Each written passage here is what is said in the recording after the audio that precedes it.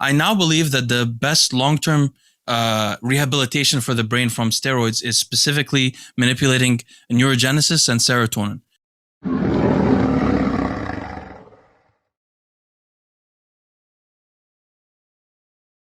I wanted to let you know that I stopped all the my piss started looking way better, and like less foam, right? Like That's what we talk about here, Mike. We talk about piss every week. People don't know this because maybe someone's having foamy piss and they're like, okay, I don't have it anymore. It's a good thing, right? Exactly. Yeah. So they can relate to it. Yeah. So my piss is way less foamy, and for about 3 weeks now, Leo, I don't have the ammonia taste in my mouth. It's gone. So I don't know. Really, I hope something's getting better. Of course, you want. So we have let's start with this first question. So Ken Hurst asks, Leo, have you tried convincing Boston to stop injecting himself with so many compounds all the time? What was his response? Do you think he's a freak of nature that can survive it forever, or will it hit him hard when he's old? So I wanted to answer this question because some of the audience is new and maybe they don't know the history of me in Boston. So I have tried to convince Boston many times to stop injecting everything. But the thing is, to be honest with you, let's talk about it realistically. I don't think the most dangerous thing in Boston's life, personally, I don't think it's what he's injecting. I think the things that I really tried to advise him originally to do was to lose all the weight and become skinny, and then as quickly as possible get a kidney replacement. But if he's not doing that, the biggest danger, I think, is the uremic toxins in his body, not probably what he's injecting, because it's just the kidney not filtering everything over time. But yeah, I try to convince Boston. Boston, what's the weight at, man? I'm like 250. How's your so I'm sure the doctors have probably asked you to not eat as much protein, or you can. Yeah, I don't listen to anything.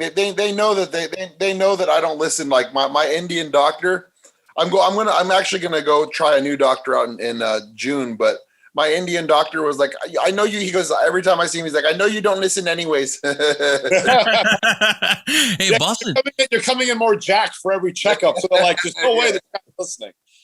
Yeah, Boston doesn't listen. He's like, his first question, are you still salting your foods? And I'm like, yes. But hold on, you can't use Himalayan salt? He doesn't want me salting anything. Yeah, so he didn't say you can't have sea salt, but Himalayan salt. No salt. They want me to remove all salt. Boston, you know that guy who competed while he was on dialysis? I forgot his name. Don Long. Don Long. You know Don Long was going to go to the Jacksonville Mayo Clinic that I was telling you about weeks ago? He may have. Yeah, he said no. He said he signed up there originally for his transplant before he got it from the donor. Okay. Yeah. So that is a good place. You need to go check it out. Me and Don Long, we talk a bit on Instagram. We talked today. We got to get him on the show. I really like that. Yeah, when I sent him that message about I know he got on muscular development, but I'd love to hear his story, man. I'd love to hear that. That's story. Awesome. Okay, he did while he was on dialysis. Dude, he did a contest prep and on dialysis. He looked amazing. So hold on, he was obviously running a cycle. Of course, yeah. Holy fuck. He was like, I didn't have kidneys, so whatever. So I just right.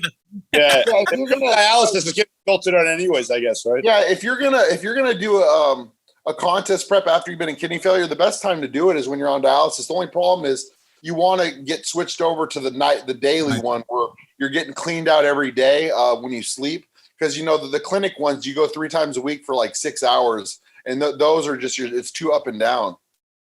All right, guys, I got to take a question that's a little bit about psychology, but it really touched me. So Milad, who's a long-term subscriber, listener to the channel, he says, hi, Leo. Is it possible to lower the permanent effects of long-term steroid usage on the brain? And if so, how? I've watched your video on the topic, but didn't come to a conclusion about what to do. It's affecting my daily life. Despite being on TRT for 2 years, I get in fights every month, and I have 3 ongoing lawsuits for violence. I'm on 100 milligrams of sertraline, which is an SSRI, and 500 milligrams of depakine, which is, I'll tell you guys about later, for a year now. And last week I got in a fight where 2 people got hospitalized. Now they added another 500 milligrams of depakine and 1 milligrams of risperidone daily, which makes me feel awful and impairs my daily life badly. Thank you. So I wanted to answer this. So it's interesting. I am sorry, Milad. I didn't really give specific advice in that video because at the time I was still just getting to understand the effects of steroids in the brain. I now believe that the best long-term rehabilitation for the brain from steroids is specifically manipulating neurogenesis and serotonin. What steroids clearly do, if rodents use steroids when they're juveniles, they cannot be healed long term. They remain aggressive for the rest of their lives. But if rodents use steroids as adults, they end up being less aggressive after a period of years. Which is why people usually suggest it to start after you're done puberty. I mean, it clearly damages permanently in the rodents, they're totally different if they use it in juvenile years. And also, they can end up like infertile for life. Anyway. Yeah, I can see that. So he's taking 100 milligrams of sertraline, which is an SSRI. Number one, Milad, you're at half dose of the max dose. And sertraline is a horrible SSRI, in my opinion, because it blocks sigma-1.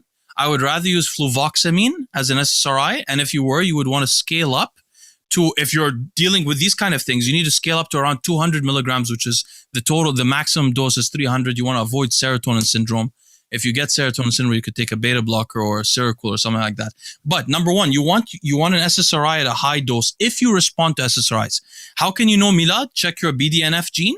There's a Val-Met polymorphism that determines if you respond to SSRIs, and check your promoter region of serotonin. If both of those are fine, you could use fluvoxamine. If they're not, use amitriptyline and slowly get to 75% of the max dose or so. The second thing is you're taking Depakote, which is sodium valproate. That slows down the system. It's upregulates GABAergic signaling, which is great through sodium channels. I think it's a great choice, Depakote. What I would add on to it is a beta blocker, propranolol. That's what they give for intermittent explosive disorder, this kind of anger disorder. Propranolol combined with serotonin. That's the way to do it. And the combination is great together. I would take propranolol twice a day, 40 milligrams. I would raise my SSRI dose. I would remove risperidone. It has horrible side effects. I've taken it before, but they can cause you gynecomastia, all kinds of weird shit. Remove that. Take Seroquel. I would personally take Seroquel 100 to 200 milligrams at night. That will slow you down and make you impotent and stop you attacking people. I used to attack people a lot also, and I use these methods, propranolol, SSRI, Seroquel, to calm my system down, and now I no longer have these issues, but it took a long time. I would highly recommend these 3 drugs. I have a question. So prior, since you know a lot about this specific subscriber, did this individual what led to these problems? Was it steroid abuse at a young age, which led to kind of, aggressive issues that kind of led into this? Actually, I don't know him that well. I just know him because he's been commenting for a long time. But okay. I wanted to say, he's saying that he has long-term effects from taking androgens. He's become more violent, which could potentially happen. And maybe he's just predisposed. Originally, he's aggressive naturally. It made him a bit more aggressive. But what I was trying to talk about is what I believe androgens do is this, especially when you use an aromatase inhibitor, they reduce serotonergic signaling. They cause a reduction in neurogenesis, and they cause apoptosis in the brain. So what would you do to correct it? Increase serotonergic signaling or increase estradiol and increase neurogenesis. You could use cerebrolysin also. But to inhibit aggression, you want to raise GABA, block adrenaline, and increase serotonin. He has valproate for GABA. He needs to block adrenaline also, I think, and then raise his serotonin and change the drug. And Seroquel will slow the whole system down. So it'll make you a little bit, and it'll help you sleep well, which I think is a good choice. So he does. So currently he's on these. He's on 3 drugs, but one of the drugs causes a lot of side effects, risperidone, and the other drug, the serotonin, he's really underutilizing. That's all I want to say. Okay, so he's not on any cycles while he's doing this. No, he's on TRT. He's on. Okay. That's another thing we mentioned. Yeah, you shouldn't be on aromatase inhibitor also. Yeah.